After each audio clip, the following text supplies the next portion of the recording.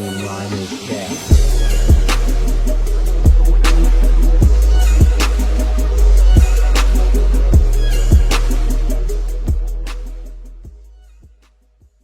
Shout out to Juicy Pop and most importantly, Monster. Shout out to y'all for tapping in. This video is what happened to R&B singer Mya. We ain't gonna talk too much without further ado. We're gonna get straight into the video.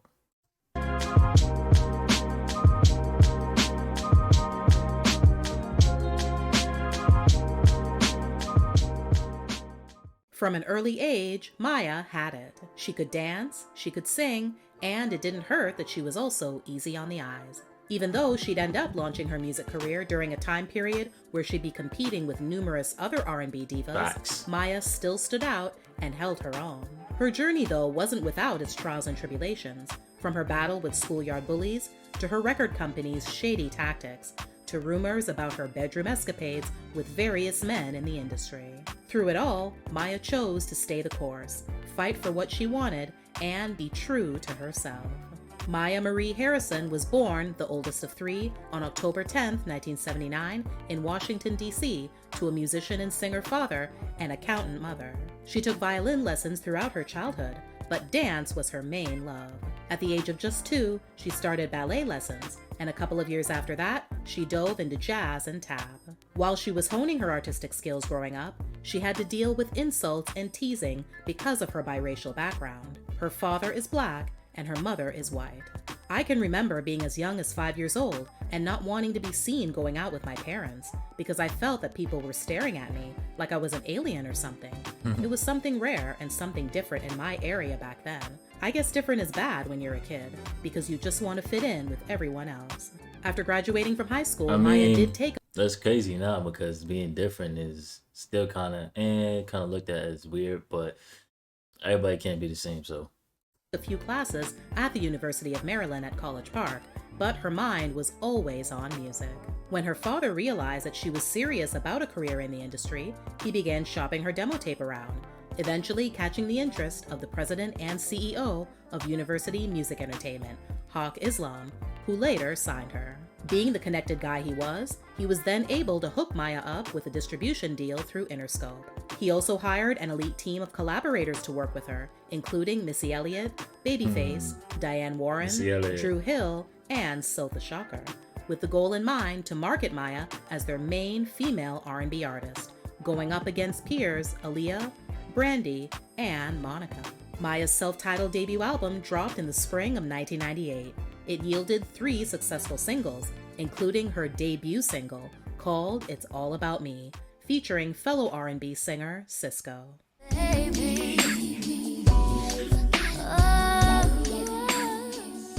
It became a top 10 hit on the Billboard Hot 100. Moving On and My First Night With You both made it into the top 40.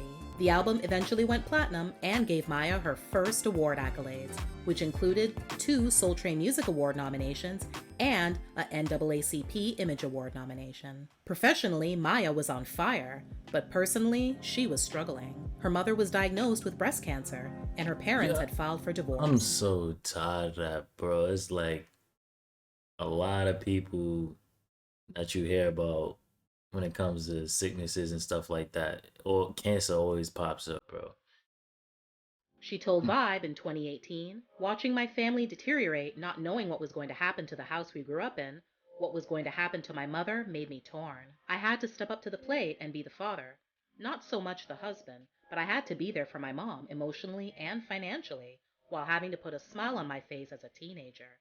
I was forced into adulthood immediately." Behind the music, she was also dealing with sexual harassment at the age of 17 from an executive she says was instrumental in her career. She told Vibe Vixen in 2007 that even at that young age, she knew not to entertain the advances, but she didn't know how to stand up for herself either, so she just internalized it. In addition to her solo work, Mya also collaborated with other artists in projects that turned out to be quite successful, including Take Me There with Blackstreet, Blinky Blink, and Mace for the soundtrack of the animated film The Rugrats Movie, as well as Ghetto Superstar with Old Dirty Bastard and Pras, recorded for Pras' debut album and also added to the soundtrack for the political satire film Bulworth. The latter became a worldwide #1 hit, topping the charts in more than a dozen countries, and earned Maya her first Grammy Award nomination in the Best Rap Performance by a Duo or Group category. With the turn of a new millennium came new music from Maya, with the release of her second album titled Fear of Flying in April 2000. While the lead single, The Best of Me featuring Jadakiss, underperformed, as well as the Part 2 version featuring Jay-Z, the album's second single, called Case of the X, exploded on the charts, climbing all the way to number 2 on the Hot 100. She was killing and it. became Maya's international breakthrough hit. With the success of Case of the X, her label re-released Fear of Flying in the fall of the same year, with a revised track listing featuring 2 new songs, including the third single, Free. The album would go on to become her second platinum project. Later on that year, Maya lent her vocals to the reggae fusion track Girls Dem Sugar by Jamaican dancehall artist Ella. Even though it only did moderately well in the US, it did become an international hit. The numbers her body of work was putting up, though, wouldn't silence the critics. In the review of her second album, AllMusic commented that, quote, "She is a promising young talent, but still has yet to develop the chops necessary to rank among the best of R&B divas," end quote. Rolling Stone similarly wrote, quote, "The signature quiver in Maya's voice does give her some sonic identity, but otherwise this could be the music of Destiny's Child, Aaliyah, or any of the countless interchangeable hip-hop R&B divas," end quote. Her next work of art would have her collaborating with 3 other singers on a remake of a 70s hit that would take her career to even higher heights. A remake of the 1975 LaBelle hit, Lady Marmalade, featuring Christina Aguilera, Lil' Kim, and Pink off the Moulin Rouge soundtrack, was released in April 2001 and shot to number 1 on the Hot 100, staying there for 5 consecutive weeks. It also hit the top spot in over 15 countries. At that year's MTV Video Music Awards, Lady Marmalade was nominated for 6 awards, walking away with 2. The following year, the quartet performed the song at the Grammys and won the award for Best Pop Collaboration with Vocals.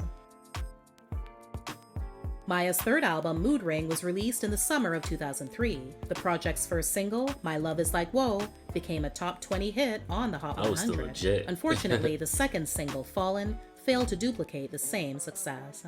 Also around this time, Maya created the Maya Arts and Tech Foundation, a nonprofit that provides inner-city youth with arts and tech education. After tiring from the fight for artistic control, Maya parted with Interscope in 2005 and signed with Universal Motown. Her next release would be the track Lock You Down, featuring Lil Wayne, slated to be the lead single off her upcoming album. It was a commercial failure, as was the second single, Ridin'. Damn. The album, titled Liberation, suffered numerous pushbacks, and in mid-2007 was accidentally leaked in Japan, prompting her label to release it as a digital-only download that October. Disappointed by the label and determined to do things her way, Maya departed from Universal Motown and continued working on new material under her own independent imprint, Planet 9. Her next 2 albums, Sugar and Spice and Kiss, were released in 2008 and 2011 respectively in Japan. In between those projects, Maya appeared as a contestant on season 9 of the ABC reality show Dancing with the Stars. One of the show's frontrunners throughout the entire competition, she ultimately placed second. Starting in 2014, Maya released a series of EPs on her independent label, followed by her 7th studio album titled Smooth Jones in 2016. A critical success, it received a Grammy Award nomination for Best R&B Album at the 59th ceremony, and gave her confirmation that all her hard work, especially during the low moments, was all worth it. Her last album to date, TKO The Knockout, was released in April 2018, commemorating the 20th anniversary of her start in the business. One of the best tools that Maya's used to help her continue to make her music her way is frugality. At one time, a rumor surfaced about her being broke and living in a studio apartment without any furniture. Well, the living in a studio apartment part is correct, but Maya is far from broke. She made the conscious choice to downgrade her lifestyle and live more simply for the sake of her art, preferring to reserve her money for more expensive things like radio, PR, marketing, and management. In Okay. 2019, That's Maya smart. added another reality show credit to her name when she co starred in the VH1 reality television series Girls Cruise with close friend Lil Kim. In February 2020, Shout out to Maya Lil set Kim, man. everyone's Twitter fingers on fire when she posted a pic of herself in a wedding gown with the caption reading in part, "Officially Mrs. Lansky." Naturally, people were wondering who the lucky guy was that she'd gotten hitched to, but it turned out that the photo was from the music video for her song called The Truth. Maya, though, decided to not confirm anything and let the rumor ride its course. Then, during an interview the following year, she revealed that she was, in fact, married to herself. Back in 2015, Maya chose to practice sologamy, marriage by a person to themselves. It was all about self-care, self-love, and getting myself back after a toxic relationship. Okay, I Last respect year, it. I renewed my vows stepping into a new year. It's not about anything like all men are bad or anything like that. It's really about becoming your best self and making sure that you're leveling up in all aspects of your life. Mentally, As for physically, the Mrs. spiritually, and Lansky emotionally. part, it's her alter ego, as she explained to Vibe in 2021. Maya Lansky is a boss. Maya Lansky is also Maya Harrison. It's who I step up to be when I think I become too vulnerable, too gullible, or too soft in my approach to maybe relying on or waiting on others. Maya Lansky is the person that always steps up to the plate to learn a new skill set if necessary. Like many other songstresses, Maya has also dabbled in the acting world over the years. I think honestly, all these celebrities be having like a alter ego or something. Roles in over a dozen films, including her debut in 1999 in the crime thriller film In Too Deep, and the 2002 musical Chicago, based on the stage musical of the same name. That role would win her several awards in the ensemble categories, including the Critics' Choice Movie Award and the Screen Actors Guild Award. She's also made a variety of small screen appearances, including a very memorable one, as herself, in an episode of the 90s TV sitcom Sister Sister. Any fan of remember that Maya's show. will know that she's never been one to freely broadcast her personal business, including who she dates or what her relationship status is at any given time. As a result, she's had to contend with some crazy rumors about her getting down with a bunch of people in the industry, such as Lil Zane, Silk the Shocker, and The Game. There was even one about her having Cisco's baby.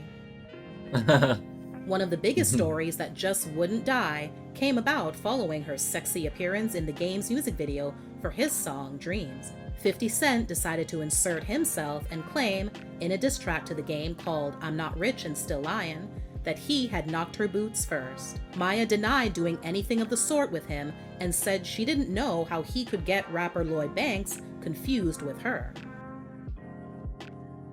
With her father in tow, Maya confronted 50 about the blatant lie, and he apologized. However, since the confrontation happened behind closed doors, Maya still, for years, continued to deal with being viewed as someone who gets around in the industry. Another rapper that she's never had heard issues that. with is Jay-Z. According to those around the two at the time that they were getting ready to do the remix to Maya's song The Best of Me, he didn't like the fact that she wasn't showing him the appreciation he felt she should by having someone like him grace her track with his presence. He became so annoyed at one point that the collab almost didn't happen. In 2014, Maya also finally put to rest the long-running rumor that she and Jay had a romantic relationship, vehemently denying anything ever occurred between them in a lengthy Instagram comment. If you're wondering why she felt prompted to say something after ignoring it for so long, the reason can be chalked up to the death threats she received, as well as a face-to-face confrontation with a fan. Years later, she I ain't gonna lie. Fans be doing too much, man. Y'all gotta supporters gotta stay in the supporters' place, man. You got just chill, man. That's all I gotta say. revealed that at one point in her career, she was urged to date superstars for publicity.